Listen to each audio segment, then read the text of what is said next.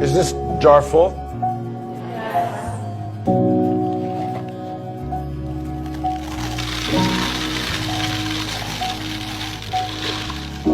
And is it full now?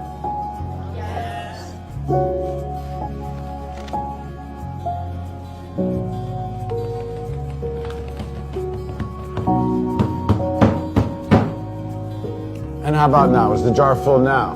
Yes. Now I want you to recognize that this jar represents your life.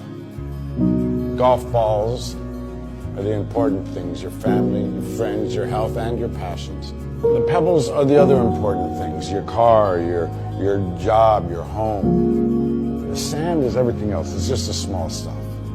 Now, if you put the sand in the jar first, you won't have room for the pebbles or the golf balls. The same is true in life.